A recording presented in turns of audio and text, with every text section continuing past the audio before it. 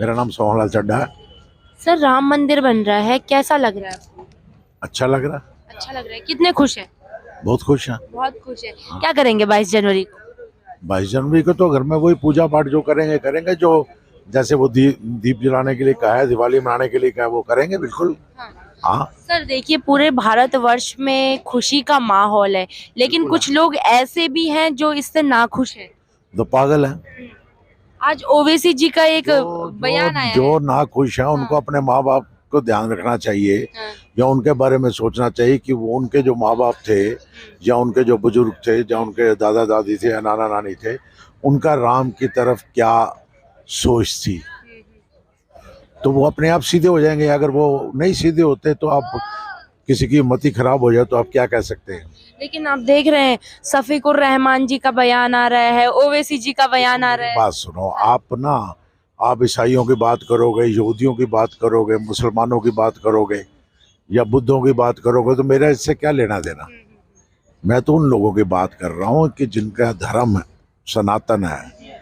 अगर वो इनसे नाराज है तो मुझे दुख है। बाकी जो पॉलिटिक्स करता है तो करने दो। वो जो बोलता है तो वो तो उसका। आप मेरी बात सुनिए, आप मंदिर में जाती हैं, आप कभी अपनी पूरी उम्र में आप मस्जिद में नहीं गई होंगी, तो आपको उसकी तरफ लगाव नहीं है, या कुछ भी श्रद्धा नहीं है, तो उनको हमारी तरफ नहीं, तो हमें उनसे क्या लेना देना। मेरे को लेकिन उससे कोई कहीं मतलब ना नहीं। कहीं देश में माहौल खराब करने। ना माहौल हाँ। खराब करने के लिए कोई दिक्कत नहीं है। वो मोदी जी बैठे हैं, हाँ। मोदी जी अपने आप ठीक कर लेंगे इन लोगों को। हाँ। माहौल खराब करे जितना मर्जी, बाकी राम जी बैठने के बाद तो वैसे ही राम राज्य बन जाएगा। अच्छा सर, एक बात बताइए, बार बार ये चीज आ रही है कि जो राम मंदिर बन रहा है वो बीजेपी का 2024 का जो चुनाव आ रहा है उसका एजेंडा है। अरे मेरी बात सुनो, एजेंडा का है वो तो वो शुरू से उन्होंने जो यात्रा की थी अडवाणी जी ने, वो कब शुरू की थी? वो आज शुरू की थी? कब की? 1992 में कब थी?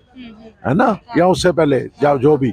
अब वो उसको कितने साल हो गए? 30 साल आ गए। अब 30 साल से एजेंडा तो एजेंडा है। अब जो मर्जी समझिए। अब मेरी बात सुनो, अगर मैं अपने इष्ट की बात करके मुझे वोट मिलता है तो मैं क्यों ना लूं? मुझे बताओ, किस पॉलिटिकल साइंस की बुक में या कोर्स में ये पढ़ाया जाता है कि आप इस तरह से वोट लेंगे, इस तरह से लेंगे, या इस तरह से लेंगे, और इस तरह से नहीं लेंगे? मुझे बता दो आप। अच्छा एक बात बताइए, राम मंदिर। राजनीति किसको कहते हैं? हाँ। नीति है ना। हाँ। हाँ। तो मेरी अगर कोई नीति है, अगर कांग्रेस की नीति है कि वो मुसलमानों को खुश करके उनकी टोपी पहन के ये समाजवादियों की, तो वो उनको मुबारक हो। हमें उसमें से क्या दिक्कत है? अगर मैं कोई राजनीति करता तो आप मुझे कहने वाली कौन होती हैं? ठीक है सर, लेकिन सर जब मंदिर नहीं बना था तब विपक्ष कहता था कि मंदिर वहीं बनाएंगे, तारीख नहीं बताएंगे, लेकिन जब मंदिर बनकर तैयार है तो अब विपक्ष की तरफ से जो बयान सुनने को आते हैं, कांग्रेस वाले कहते हैं कि ताला तो हमने खुलवाया था। संजय राउत जी कह रहे थे कि सबसे पहले शिवसेना ने 1 करोड़ का दान दिया था। उस पर आप क्या कहेंगे? देखो मेरी बात सुनो, वर्ल्ड कप अगर हिंदुस्तान जीतता है कपिल देव के टाइम, तो कितने कितने रन से जीतता है? नाम किसका लिखा जाएगा? अगर 2 वोटों से कोई टीम हारती है तो ये तो नहीं कह सकते आपने खोला नहीं खोला, आए या नहीं गए। आप तो अभी कपिल सिब्बल तक कुछ सालों पहले तक सुप्रीम कोर्ट में मना कर रहे थे कि राम का अस्तित्व ही नहीं है। और अगर इसकी जो आप वर्डिक्ट जल्दी मत दो, बीजेपी फायदा उठाएगी।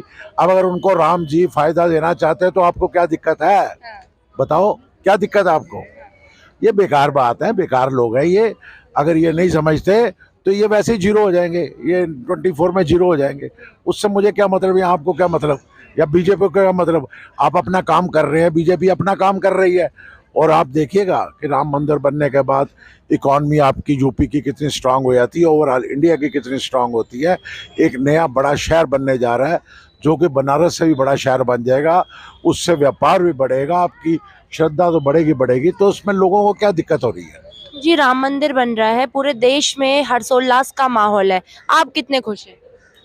मैं बहुत खुश हूँ कहने को तो वैसे, बट उससे ज़्यादा दुखी उनके बनने के ऊपर जितना भी प्रमोशन पार्टी अपने नाम पे कर रही है उन पैसों का, जो पैसे सिटीजन्स के हैं, क्योंकि उनसे बिना पूछे कहीं पे आप लगा रहे हो उन टैक्सेस को और अपना प्रमोशन कर रहे हो। ठीक है, अपने हिसाब से उन चीज़ों को मॉडिफाइड कर रहे हो। जितना भी चीज़ें उनको जो करनी चाहिए, लाइक चलो राम मंदिर बन रहा है ठीक है, बट वहाँ पे जो आसपास के लोग रह रहे थे उन लोगों को उठा के उन्होंने फेंक दिया, जिसके ऊपर बहुत सारे न्यूज़ चैनल्स ने बनाया, ब्लॉग्स बने हैं, बट उनकी कोई सुनवाई नहीं है। अगर कोई बनाता है उसका चैनल बैन कर देते हो आप। ये सारी चीज़ें कर रहे हो क्योंकि वो लोग रो रहे हैं। राम मंदिर उल्लास, राम जो जाना जाता है अयोध्या उल्लास का शहर जाना था, जहाँ पे हम दिवाली मनाते हैं, वहाँ पे वो लोग घर को बसाते थे, आपने वहाँ से घर को उजाड़ा है। अच्छा एक बात बताइए, राम मंदिर की आप बात कर रहे हैं, आपको क्या लगता है किसको क्रेडिट देंगे कि राम मंदिर बन रहा है तो इसने बनाया है, किसको क्रेडिट देना चाहिए? राम मंदिर का क्रेडिट एक्चुअल में तो किसी को अभी, ये तो बहुत सालों से चलता हुआ आ रहा है।